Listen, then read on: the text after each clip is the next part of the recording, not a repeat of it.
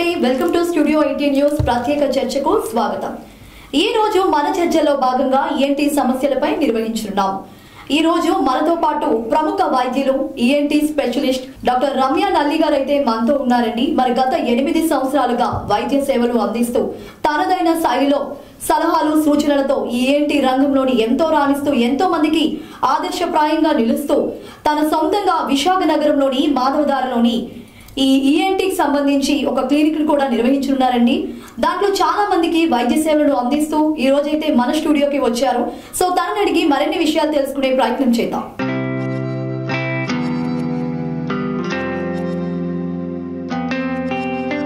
నమస్తే మేడం, ఎలా ఉన్నారు? సో మచ్ ఫైన్ అండి, నైస్ మీటింగ్ యూ తండ్రి గారు. మ్యామ్ చెప్పండి మీ గురించి మా స్టూడియో 18 ప్రేక్షకులకు 2 మాటల్లో. నా పేరు డాక్టర్ నల్లి రమ్య అండి. I'm ENT and head and neck surgeon and certified cosmetologist of UK pro. And నేను బేసిక్గా చేసింది పీజీ జిప్మర్లో పాండిచేరి. అండ్ తర్వాత ఐ హ్యావ్ నా ఓన్ ప్లేస్ ఇది కాబట్టి Visakhapatnam. I have been here and మాధవదార్లో we are doing this ENT and head and neck surgery like thyroid and head and neck surgery and like cancers గురించి కూడా we are doing that. So regarding this, along with this cosmetology koda we are doing by providing like lasers and peels and various HIFU advanced technology koda we are doing that. Madam చెప్పండి వైద్య రంగానికి సంబంధించి మీరు ఎలాంటి development చేశారు? Actually నేను చదివిన college is third best college in India. నేను ప్రౌడ్గా చెప్పుకోవడం తప్పలేదు, ఎందుకంటే I'm happy about it because వాళ్ళు అంత నేర్పించారు నాకు.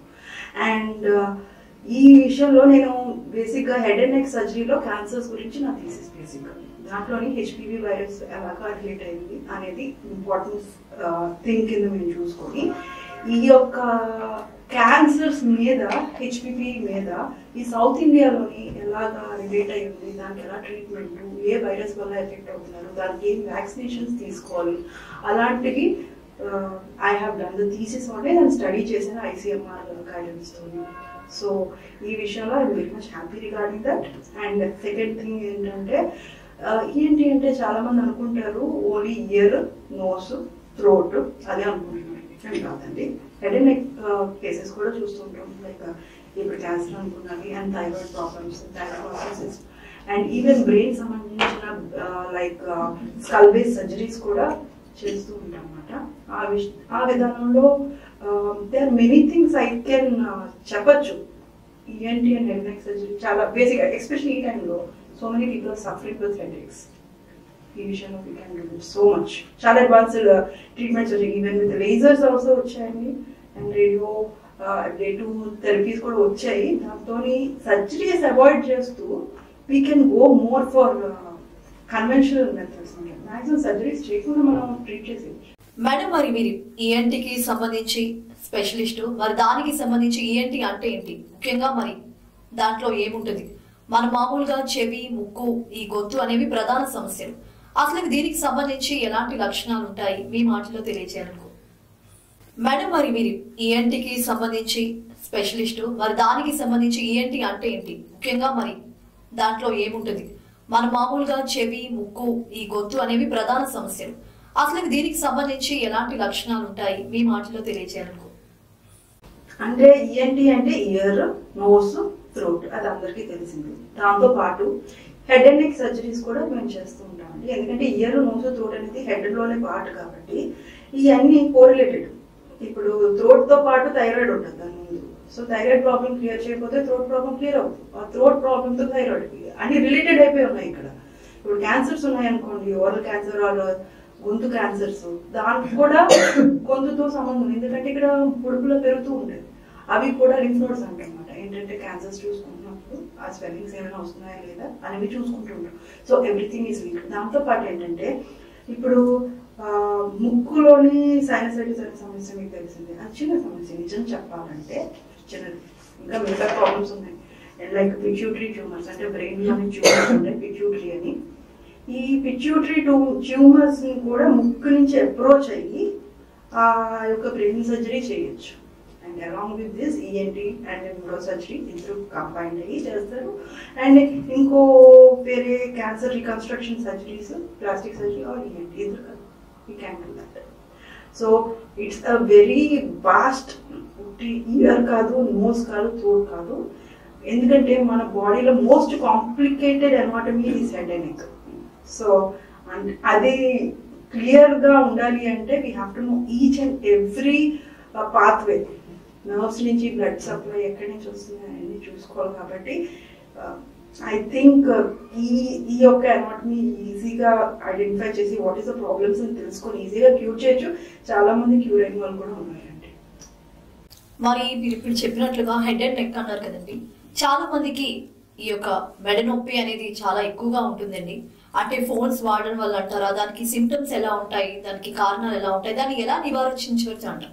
మెడ నొప్పి అనేది చాలా బ్రాడ్ వర్డ్ యాక్చువల్లీ. మెడ నొప్పిలో అంటే మెడనే స్ట్రక్చరల్ గా చూసుకున్నామంటే వెనకాల వర్టిబ్రే అంటే ఎముకలు ఉంటూ ఉంటాయి, దాని ముందేమొచ్చి మన మింగుడు ట్యూబ్ ఉంటూ ఉంటుంది, ముందు కొంచెం ఊపిరి తీసుకోవడం అనే ట్యూబ్ ఉంటుంటుంది. సో ఈ మూడిట్లో ఏ ఇష్యూస్ ఏమైనా వచ్చినా కూడా నొప్పి వస్తుంది.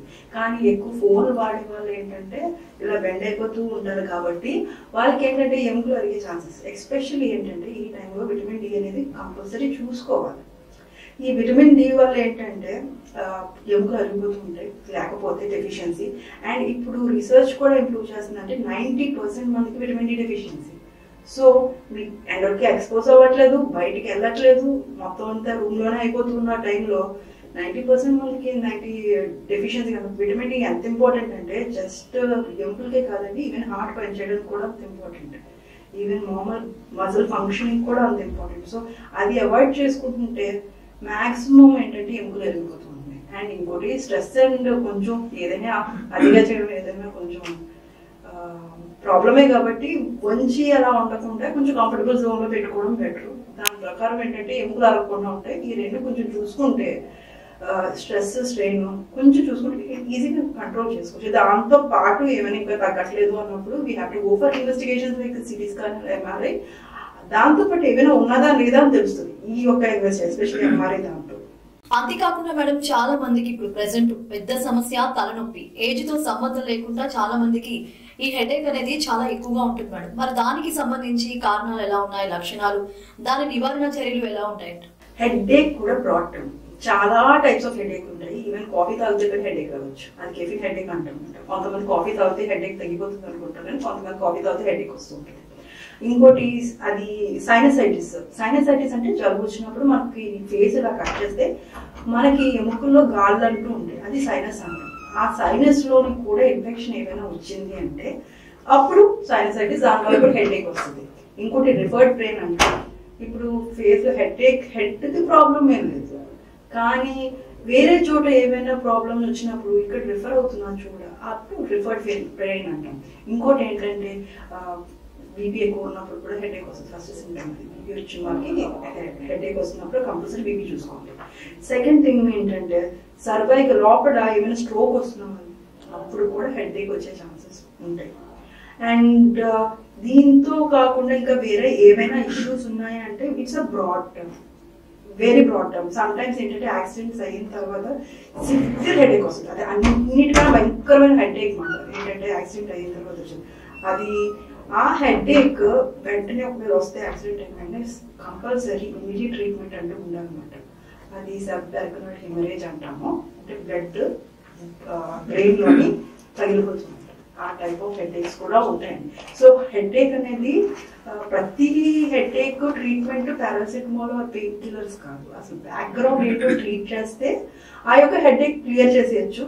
ఎందుకంటే ఇప్పుడు అనుకున్నాం ఇప్పుడు కాఫీ తాగితే నాకు హెడేక్ తగ్గిపోతుంది, కానీ కెఫిన్ హెడేక్ ఉంది కదా, కాఫీ తాగితే హెడేక్ వస్తుంది. సో అవాయిడ్ చేసుకోవాలి. So what is the type of headache అని చూసిన తర్వాత డాక్టర్ గారు చూసిన తర్వాత ఈ హెడేక్ ఈ టైపు అన్నప్పుడే ఆ ట్రీట్మెంట్ దానికి ఇస్తేనే అవుతుంది, లేకపోతే ఇంకొందరికి ఇంకో type of pain relieve sir okay, కానీ ఎక్కువ మరీ వేసుకుంటే కిడ్నీ వెళ్ళిపోతాయి. సో వీ షుడ్ నాట్ ఎక్కువ పెయిన్ కిల్లర్స్ వేసుకోవాలి. ఓకే మ్యామ్, మరి ఈఎన్టీ విషయానికి వస్తే చిన్నపిల్లలు ఈఎన్టీ సమస్యలు ఎలా ఉంటాయి, వాటిని మనం ఎలా గుర్తించగలం? చిన్న పిల్లల్లో వాళ్ళకి బేసిక్గా ఇమ్యూనిటీ అనేది లోగా ఉంటుందండి. సో ఇమ్యూనిటీ లోగా ఉన్నప్పుడు ఏదైనా ప్రాబ్లమే. సో కోవిడ్ పీరియడ్లో కూడా మీరు గమనించుంటే ఫుల్ ఇమ్యూనిటీ లోగా అప్పుడు ఫంగల్ ఇన్ఫెక్షన్స్ వచ్చాయి. సో ఏ ఇమ్యూనిటీ ఎక్కడ లోగా ఉన్నది అంటే పిల్లల్లోని ఇమ్యూనిటీలో ఉన్నప్పుడు, పెద్దల్లో ఇమ్యూనిటీలో ఉన్నప్పుడు వాళ్ళు ఈజీగా వచ్చేస్తాయి. సో ఈఎన్టీ గురించి మనం థింకింగ్ అబౌట్ దట్. కాబట్టి మనకి నోస్ ఆర్ ఈ యొక్క గురక వస్తూ ఉంటుంది పిల్లలకి, టాన్సిల్స్ అనేవి. వాళ్ళకి ఎందుకు వస్తుంది అంటే ఇది ఫస్ట్ లైన్ ఆఫ్ టాన్సిల్స్ అనేది బ్యాడ్ అనుకుంటారు. యాక్చువల్లీ టాన్సిల్స్ అందరికీ ఉంటాయి, అది మన కళ్ళలాగా 2 కళ్ళలాగా మన గొంతులో 2 టాన్సిల్స్ ఉంటాయి. ఆ టాన్సిల్స్ అనేవి ఇన్ఫెక్షన్ వచ్చినప్పుడు టాన్సిలైటిస్ అంటాం. ఇప్పుడు కళ్ళకి ఏమైనా ఇన్ఫెక్షన్ వచ్చినప్పుడు కళ్ళు తీసాం కదా, అలాగే టాన్సిల్కి ఇన్ఫెక్షన్ వచ్చినప్పుడు టాన్సిలైటిస్ ని ట్రీట్ చేస్తాం. లైన్ ప్రతిదానికి సర్జరీ అవ్వకూడదండి. So first we will be seeing వాళ్ళ టాన్సిల్స్ ఉందా ఆర్ ఎడినాయిడ్స్ అంటారు. మన గొంతులోని 2 టాన్సిల్స్ లాగే మన ముక్కు వెనకాల ఒకటి ఉంటుంది, అది ఎడినాయిడ్స్ అంటారు. దానివల్ల ఏంటంటే ఎలర్జీస్, ఊపిరి తీసుకోవడం కష్టం, గ్రోత్ హ్యాపరింగ్, హైట్ ఎదగరు పిల్లలు, అండ్ గొరకొచ్చేస్తూ ఉంటుంది దానివల్ల కూడా. ఆర్ రికరెంట్ గా థ్రోట్ ఇన్ఫెక్షన్స్ వస్తూ ఉంటాయి, ఎందుకంటే ఐస్ క్రీమ్స్ వాళ్ళకి ఇమ్యూనిటీ ఉంటుంది, ఐస్ క్రీమ్స్ ఇవన్నీ తినేస్తూ ఉంటారు.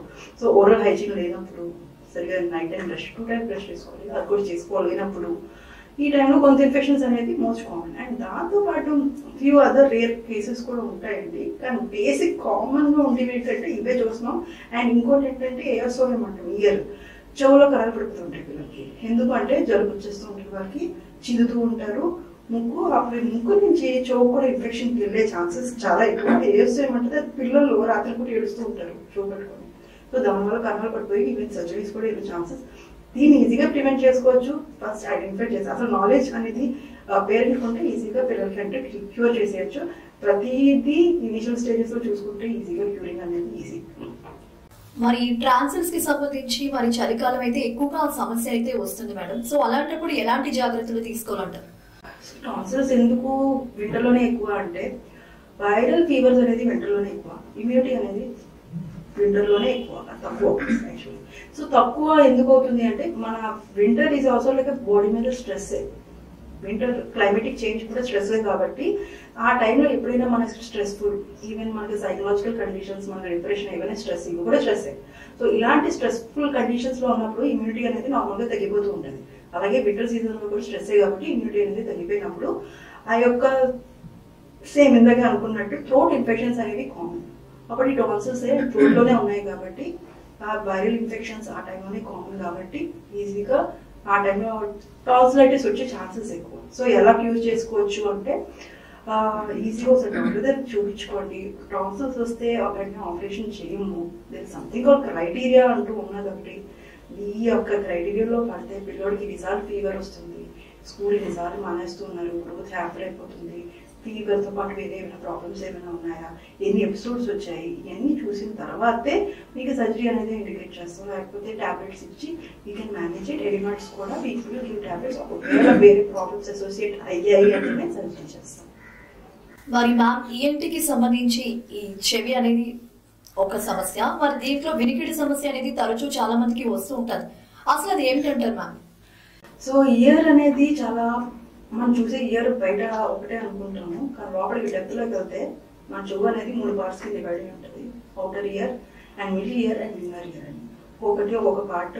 సో దాంట్లో ఏంటంటే ఎముకలు ఉంటాయి, అన్నిటి బాడీలో స్మాలెస్ట్ ఎముకలు మన చెవులోనే ఉంటాయి. దాంతో పాటు ఏంటంటే నరాలు వీక్నెస్ ఉన్నప్పుడు కూడా ఈ వెనుకల ప్రాబ్లం అంటూ వస్తుంది. సో ఈ యొక్క వెనుకల ప్రాబ్లం ఎప్పుడు వస్తుంది అంటే ఈ ఎముకలకు ప్రాబ్లం వచ్చినా ఆర్ నరాలకి ప్రాబ్లం వచ్చినా ఈ యొక్క ప్రాబ్లమ్స్ వల్ల, ఆర్ ఈవెన్ జలుబు వచ్చినా కూడా వెనుకల ప్రాబ్లం. సో దీనికి 2 టైప్స్ ఆఫ్ వెనుకల ప్రాబ్లమ్స్ అంటే కండక్టివ్ డెఫ్నెస్ అంటాము and sensory neural deafness. Conductive deafness అంటే మనకి ఏమైనా కన్నబెరి కనపడినా ఆర్ ఏమైనా అవుట్ సైడ్ చెవులో ఏమైనా గురుము వచ్చినా కూడా వెనుకలు తగ్గుతుంది. సో అది కండక్టివ్ డెఫ్నెస్ అంటాము.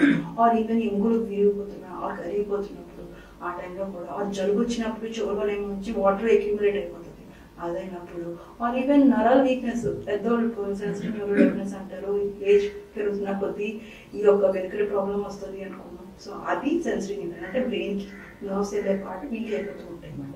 అది ఎక్కడైనా వీక్ అవ్వచ్చు, బ్రెయిన్ లో కూడా వీక్ అవుతూ ఉంటాయి. ఇయర్ లో కూడా వీక్ అయినప్పుడు ఆ హియరింగ్ మేనిఫెస్టేషన్ అవుతుంది అనమాట. సో ఒక్కొక్కదానికి ఒక్కొక్క ట్రీట్మెంట్. కండక్టివ్ డెఫ్నెస్ అనేది different treatment and sensitive neural deafness అనేది ఇంకో ట్రీట్మెంట్. ఒక్కొక్క దానికి సేమ్ ట్రీట్మెంట్ కాదు. సో ఐడెంటిఫై చేసి డాక్టర్ గారు ఇన్వెస్టిగేషన్స్ చేసిన తర్వాత which type of deafness you're following అనేది చూసిన తర్వాత ట్రీట్మెంట్ ఇస్తారు. అంతేకాకుండా చాలా మందికి సామాన్యంగా ఈ బ్రీతింగ్ ప్రాబ్లం అనేది ఎక్కువగా ఉంటుంది మేడం. మరి దానికి సంబంధించి ఎలాంటి నివారణ చర్యలు ఉంటాయంటారు?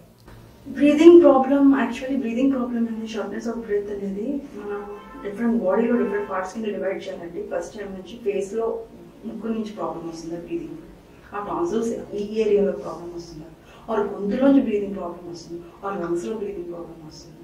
సో ఇన్ని ఏరియాస్ లో అబ్స్ట్రక్షన్ ఉంటే, ఇన్ని ఏరియాస్ లో ఇన్ఫెక్షన్ అయినా ఉంటే అప్పుడు బ్రీదింగ్ ప్రాబ్లం అంటూ వస్తుంది. సో మనం ఇప్పుడు బ్రీదింగ్ ప్రాబ్లం అనుకుంటున్నాం కాబట్టి ENT related most commonly allergies related. చాలా మందికి ఎలర్జీస్ ఉన్నప్పుడు, అండ్ ఇంకోటి ఏంటంటే సైనసైటిస్ ఎలర్జీస్ కూడా చాలా related, and allergies asthma related. రెండు most common thing. So asthma ఉన్న వాళ్ళకి సైనసైటిస్ ఉండే ఛాన్సెస్ ఎక్కువ, అండ్ సైనసైటిస్ ఉన్న వాళ్ళకి ఆస్తమా ఉండే ఛాన్సెస్ ఎక్కువ. సో రెండింటికి బ్రీదింగ్ ప్రాబ్లం, ఒక్కొక్క లెవెల్లో బ్రీదింగ్ ప్రాబ్లం ఉంది.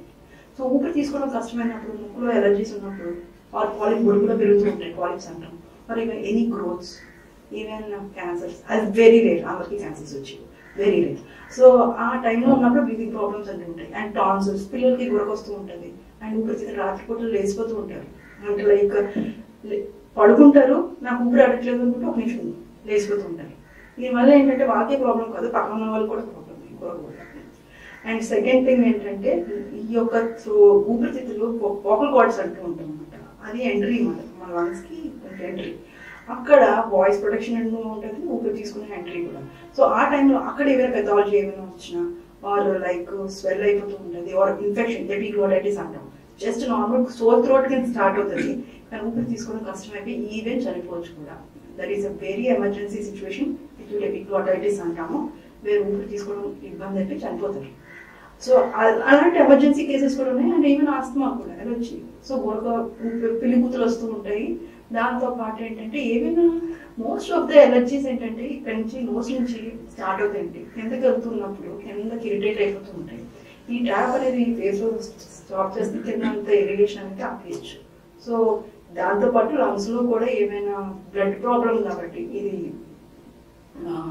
ఫ్యామిలీస్ లో రన్ అవుతుంది కాబట్టి we can clear it. 80% we can do it. 20% ఎందుకు అంటే ఇట్స్ అ బ్లడ్ ప్రాబ్లం, బాడీలో genetic, we cannot do that. But 80% cure చేస్తే ఫంక్షన్ ఆఫ్ ద పీపుల్ అనేది అండ్ క్వాలిటీ ఆఫ్ లివింగ్ అనేది చాలా ఇంప్రూవ్ చేసేయచ్చు. మరి చెవికి సంబంధించి చాలా ఇన్ఫెక్షన్స్ ఉన్నాయని చాలా మంది బాధపడుతూ ఉంటారు. సో దానికి సొల్యూషన్ ఏమంటారు? చెవికి ఇన్ఫెక్షన్స్ మరి ఎందుకు అనుకున్నట్టే చెవిలో డిఫరెంట్ పార్ట్స్ ఉంటాయి. External ear, middle ear and inner ear. Infections first external ear అంటే మన చెవి బయట చూస్తున్న చెవి దగ్గర నుంచి లోపల కన్నబేరి వరకు ఏవైనా ఇన్ఫెక్షన్స్ వచ్చాయంటే, ఎగ్జాంపుల్ కాటన్ బడ్స్ పెట్టేస్తూ ఉంటారు, చెవిలో గుళ్ళు తీసేస్తూ ఉంటారు. గుళ్ళు తీయకూడదు, అది ప్రొటెక్టివ్ లేయర్. మన కంట్లో నీళ్ళు ఎలాగో మన చెవిలో గుళ్ళు అలాగా. సో అది ప్రొటెక్టివ్ లేయర్ క్రియేట్ చేసి మనకి infections like fungal infections or వెనకడి ఆటైటిస్ ఎక్స్టర్నల్ అంటాం. అది ఆటైటిస్ రాత్రి పూట భయంకరమైన పెయిన్ వస్తుంది చెవు ఆటైటిస్ ఎక్స్టర్నల్. ఎందుకంటే కాటన్ బడ్స్ తో క్లీన్ చేసేస్తున్నారు, ప్రొటెక్టివ్ లెవెల్ తీసేస్తున్నారు, ఫంగల్ ఇన్ఫెక్షన్స్ వస్తున్నాయి, ఇన్ఫెక్షన్ ఫస్ట్ అయిపోతుంది అండ్ కన్నం పడిపోతుంది. సో దీనివల్ల ఏంటంటే కన్నం పడిపోయినప్పుడు కూడా ఇన్ఫెక్షన్ ఈ మిడిల్ అవుటర్ ఇయర్ నుంచి మిడిల్ ఇయర్ వరకు వెళ్ళిపోతుంది, కన్నం పడుతుంది. ఎందుకంటే రెండింటికి మధ్యన బౌండరీ అనేది వచ్చేది ఆ కన్నబేరి కాబట్టి. సో ఈ లోపలికి వెళ్తున్నప్పుడు ఇంకో కొంచెం ఎముకలు ఉంటాయి లోపల, అవన్నీ కరిగిపోతూ ఉంటాయి. అది మిడిల్ ఇయర్ ఇన్ఫెక్షన్ అండ్ జలుబు వల్ల కూడా. సో దాని వల్ల కూడా ఇన్ఫెక్షన్ ఇయర్కి వెళ్ళచ్చు. దాంతో వెనకాలకి వెళ్తే బ్రెయిన్ ఉంటుంది. సో మోస్ట్ కాంప్లికేటెడ్, ఒకవేళ కన్నబేరిని రిపేర్ చేయలేదు, వాళ్ళ ఇన్ఫెక్షన్ కంట్రోల్ చేయకుండా అసలు కేర్ తీసుకోవట్లేదు అన్నప్పుడు బ్రెయిన్ యాక్సెస్ కూడా రావచ్చు. బ్రెయిన్లో ఇన్ఫెక్షన్ రావచ్చు అండ్ ఫిట్స్ రావచ్చు, conventional skill and even paralysis కూడా రావచ్చు. సో అందుకని ఇయర్ ఇన్ఫెక్షన్స్ ఎప్పుడు నెగ్లెక్ట్ చేయాలంటాం, ఎందుకంటే బ్రెయిన్కి చాలా దగ్గర పాటది. అలాగే నెక్స్ట్ మరి నోస్ కి సంబంధించి చాలా మందికి అయితే నోస్ నుంచి వాటర్ అనేది కారుతూ ఉంటుంది మేడం. మరి దానికి సంబంధించి రీజన్ ఏమంటారు? నోస్ నుంచి వాటర్ అనేది కారడం అనేది అది ఈ టైప్ ఆఫ్ వాటర్ అనేది. ఎందుకంటే ఎలర్జీ కండిషన్స్ లో వాటర్ కారుతుంది, ఎలర్జిక్ రైనైటిస్ అంటాము. ఆ ఎలర్జిక్ రైనైటిస్ అనే కండిషన్ లో వాటర్ అనేది ముక్కు నుంచి తుమ్ములు వచ్చేస్తూ ఉంటాయి. మార్నింగ్ వేసిన వెంటనే 10 times 15 times, కొంతమంది 100 times కూడా. ఎంత సివియర్ గా ఉంటుందంటే జాబ్ కూడా లేదు, జాబ్ మానేస్తారు కూడా. హ్యాంపర్, చాలా క్వాలిటీ హ్యాంపర్ చేసేస్తుంది అనుకుంటాం తుమ్ముల వల్ల ఏమవుతుందని. అది హ్యాంపర్ అయిన వాళ్ళు చాలా మంది ఉన్నారు. దానివల్ల ఏమవుతుందంటే ఎలర్జీ వల్ల ముక్కు నుంచి నీరు అలా కారిపోతూ ఉంటుంది.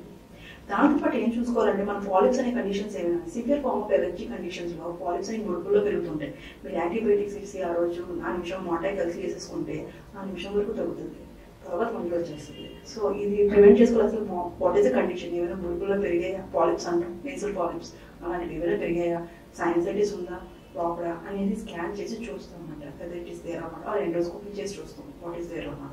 సో దానికంటూ ఒక ట్రీట్మెంట్ ఉంటుంది. సైనసైటిస్ లో కూడా డిఫరెంట్ టైప్స్ ఆఫ్ సైనసైటిస్ ఉంటాయి కాబట్టి ఒక్కొక్క సైనసైటిస్ కి ఒక్కొక్క ట్రీట్మెంట్ ఇస్తాము. దాంతోపాటు ఈ ఒక ట్రీట్మెంట్ క్లియర్ అయిపోతున్న కొద్దీ వాటర్ కూడా తగ్గిపోతూ ఉంటుంది ఎలర్జీ ప్రాబ్లం కాబట్టి, ఎందుకంటే సైనసైటిస్ ఎలర్జీ రిలేటెడ్ కాబట్టి. సెకండ్ థింగ్ ఏంటంటే సిఎస్ఎఫ్ రైనోరియా అంటాము. మన బ్రెయిన్ కి మన ముక్కుకి కనెక్షన్ ఉంటుంది. దాంట్లో ఏంటంటే కొంచెం లేడీస్లోని హార్మోనల్ ఇంబ్యాలెన్సెస్ ఆర్ యాక్సిడెంట్స్ అయినప్పుడు ఆర్ ఈవెన్ ఏవైనా ప్లేట్ మన బొర్రకి నోస్కి మధ్యలో ఉన్న ప్లేట్ అరిగిపోతున్నప్పుడు సిఎస్ఎఫ్ రైనోరియా అంటే, సిఎస్ఎఫ్ రైనోరియా అంటే ఏంటంటే మన బ్రెయిన్లో ఉన్న వాటర్ కాస్త ముక్కులోంచి వచ్చేస్తుంది. అది emergency condition and immediately surgical repair అవసరం. సో ముక్కులోని కెమెరా పెట్టి చూస్తాం దాంట్లో ఏమైనా బ్రెయిన్ కనెక్షన్ ఏమైనా ఉందో ముక్కుకి, అసలు ఇది తుమ్ముల వల్ల నీరు వస్తుందా or even ECS brain fluids ఏమైనా ముక్కు నుంచి బయటకు వచ్చేస్తున్నాయా, రెండింటికి డిఫరెంట్ ట్రీట్మెంట్. దీంట్లో ఎలర్జీ మోటార్ కలిసి ఇస్తే సెట్ కాదు. దానికి ఏంటంటే we have to do surgical repair, దానికి ఇంకో ఆప్షన్ లేదు. ఒకవేళ చిన్నదైతే మనం అవాయిడ్ చేయొచ్చు, సర్జరీ మేనేజ్మెంట్ చేసుకోవచ్చు. కానీ పెద్దదైతే మాత్రం ముక్కు నుంచి బ్రెయిన్కి ఇన్ఫెక్షన్స్ వెళ్ళిపోతున్నప్పుడు మీకు ప్రాబ్లం అవుతుంది. సో ఆ treatment very interest. So water అనేది ఏ టైప్ ఆఫ్ అనేది మీరు డాక్టర్ దగ్గరికి వెళ్తేనే తెలుస్తుంది. బికాస్ ఆన్ ఎగ్జామినేషన్ ఈ రెండు కండిషన్స్ తెలుస్తాయి. నార్మల్గా అన్ని తుమ్ములతో ఆర్ వాటర్ ఉన్నది రెండు ఒకటి కాదు. ఫైనల్ గా మేడం, మీరు పేరెంట్స్ కానీ పెద్దోళ్ళు కానీ పిల్లలు కానీ ఎలాంటి జాగ్రత్తలు చెప్పాలనుకుంటున్నారు దీనికి సంబంధించి? పిల్లలు వాళ్ళు ఓన్గా వాళ్ళు చూసుకోలేదు కాబట్టి పెద్దోళ్ళు చూసుకోవాలి. ఎందుకంటే వాళ్ళకి ఇమ్యూనిటీ లెవెల్స్ వాళ్ళకి లో అండ్ మాటలు మాట్లాడారు కాబట్టి. సో ఇంకోటి ఏంటంటే వాళ్ళు మోస్ట్ ఆఫ్ ద థింగ్స్ ఏంటంటే పిల్లలకి కొంచెం ఓవర్ కేర్ ఎక్కువైపోయి దుమ్ము దుల్లో కూడా ఎక్స్పోజ్ చేయరు పిల్లల్ని. Right, we have to go, వాళ్ళు కొంచెం వదిలేయాలి వాళ్ళకంటూ. వాళ్ళు వదిలితేనే వాళ్ళకి ఇమ్యూనిటీ అనేది పెరుగుతుంది. అలాగని లిమిట్లో పెట్టాలి. ఇప్పుడు వెళ్ళి డస్ట్ దుమ్ము దుళ్ళు 2-3 రోజులు కూర్చోమని కాదు, బట్ వేరే కొలీగ్స్తో పాటు వాళ్ళతో వెళ్ళమనాలి. They have to go for playing. దానివల్ల ఏంటంటే మనకి ఇమ్యూనిటీ అనేది జనరేట్ అయిపోతుంది. ఎగ్జాంపుల్ ఎందుకు అంటానంటే ఇప్పుడు కోవిడ్ వచ్చిన వాళ్ళకి ఇమ్యూనిటీ జనరేట్ అయిపోయింది. ఎందుకు జనరేట్ అయిపోయింది? వాళ్ళు ఎక్స్పోజ్ అయిపోయారు కాబట్టి కోవిడ్కి. ఎక్స్పోజ్ అయ్యి వాళ్ళ యాంటీబాడీస్ ప్రొడ్యూస్ అయిపోయాయి. ఇప్పుడు వాళ్ళకి ఎక్స్పోజ్ అవ్వలేదు అనుకోండి, వాళ్ళకి యాంటీబాడీస్ అనేది ప్రొడ్యూస్ అవ్వలేదు.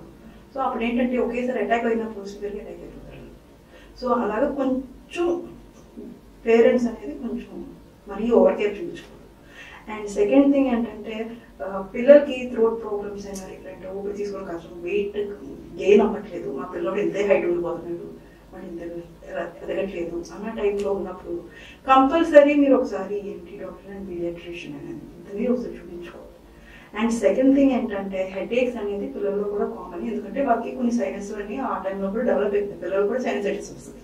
సో ఆ టైంలో కూడా మీకు ఏమి జరుగుతుంది అండ్ రికరెంట్ అండ్ ఇంకోటి విటమిన్ డి అనేది కంపల్సరీ చూపించుకోండి. ఈవెన్ పిల్లలే కాదు పెద్దోళ్ళు కూడా ప్రతి 6 months అనేది ఒకసారి రిపీట్ చేసుకోండి బ్లడ్ టెస్ట్. దీనికి ఏంటంటే పాండమిక్గా ఉంది. 90% ఆఫ్ పీపుల్కి ఎఫెక్ట్ అయిందంటే 100లో 90 పీపుల్ అనేది నాకైనా ఉండొచ్చు, మీకైనా ఉండొచ్చు.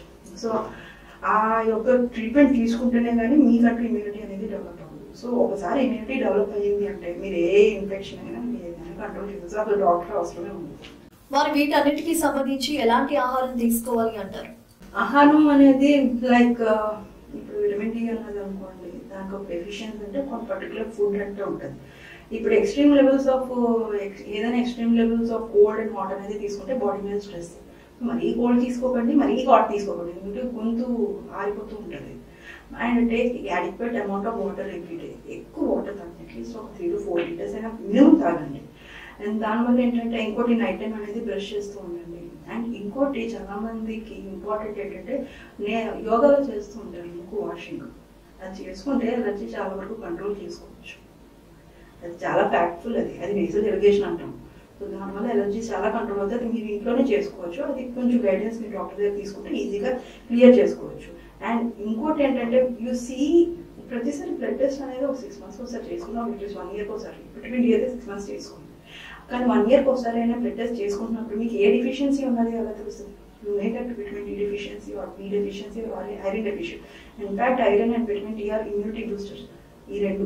సో దీనివల్ల ఏంటంటే ఇంకోటి ఐరన్ ఎంత ఇంపార్టెంట్ అంటే ఈవెన్ గొంతు మీన్స్ గొంతు మిగడం కూడా ప్రాబ్లమ్స్ వచ్చేస్తాయి. అది ప్లంబర్ విన్సెంట్ సిండ్రోమ్ అంటే ఐరన్ అంత తక్కువ ఉన్నప్పుడు మీకు మింగుడు ప్రాబ్లమ్స్ వచ్చేస్తాయి.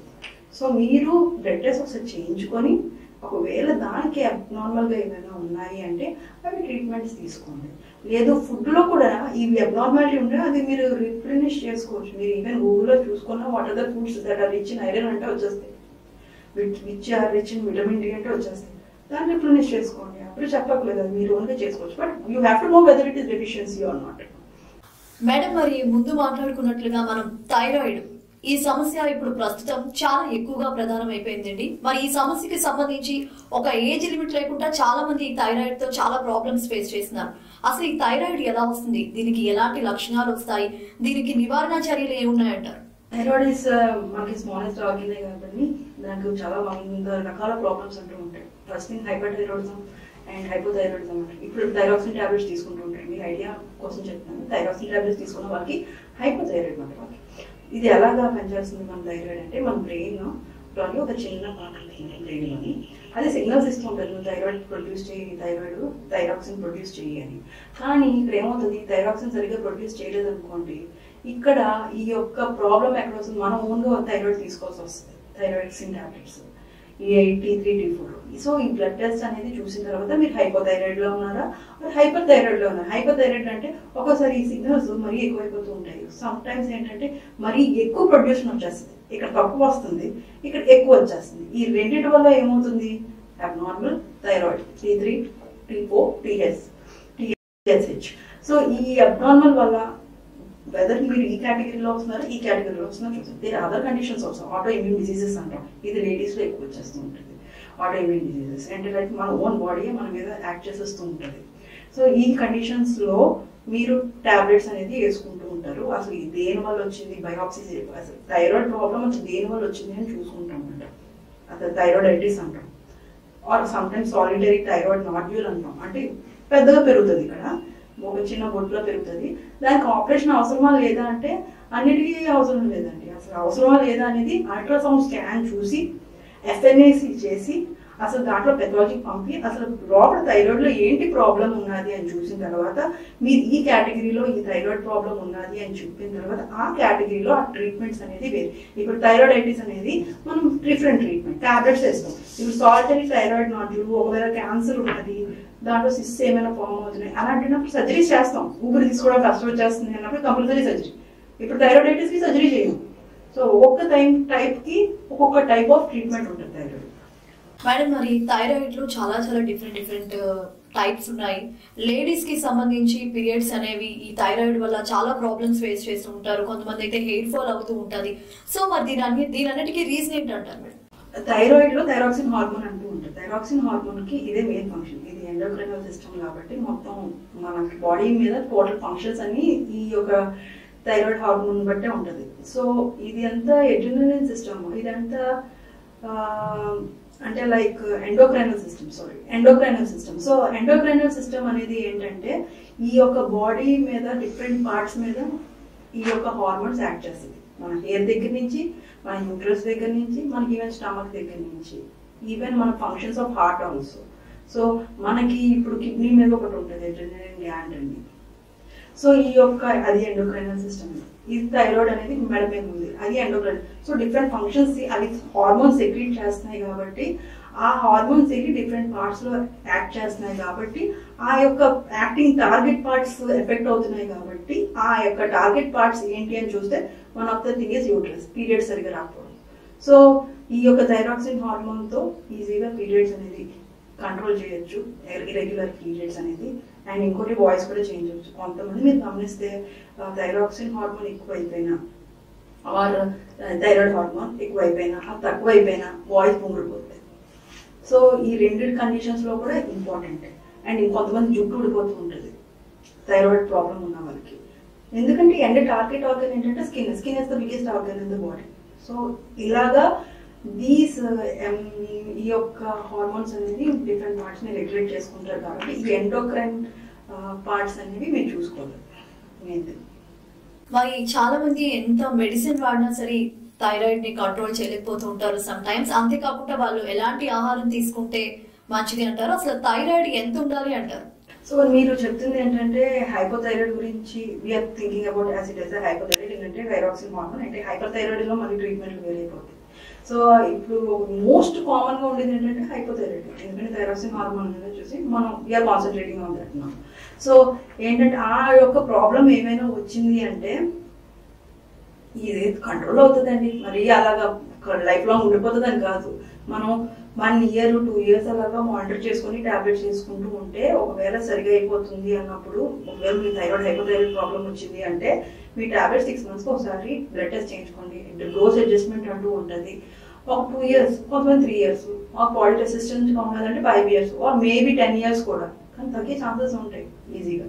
కానీ వేరే ఏమైనా కొంతమందికి ఏంటంటే ఆపరేషన్ తీసేస్తాం థైరాయిడ్ని, ఆ టైంలో మరి థైరాయిడ్స్ని ఎక్కడి నుంచి ప్రొడ్యూస్ అవుతుంది, కంపల్సరీగా ఉండాలి కాబట్టి మనం టాబ్లెట్స్ తీసుకుంటాం. ఇంకో ఆప్షన్ లేదు, ఎందుకంటే థైరాయిడే లేదు కాబట్టి.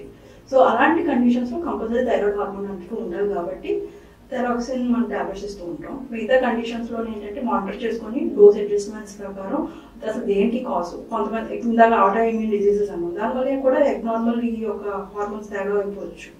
సో ఈ యొక్క ప్రాబ్లం కంట్రోల్ చేసుకోవాలి అంటే రెగ్యులర్ మానిటరింగ్ చేసుకుని dose adjustment and what is the basic cause of this problem అనేది చూసుకొని కంట్రోల్ చేసుకుంటే మీరు కంట్రోల్ చేసుకోవచ్చు.